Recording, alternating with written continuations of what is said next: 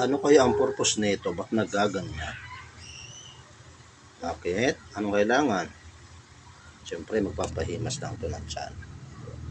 Kasi, ganyan siya kapag gutom na. Alam na this. Diskarating Mingming yan. Ano, pa-cute. Siyempre, alam niya. Sus, alam na. Gutom yan.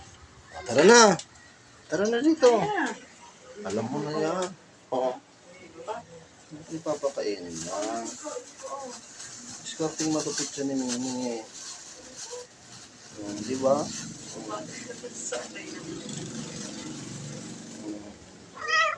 Yan. Discarding malupit. Ito naglambing. Pakainin.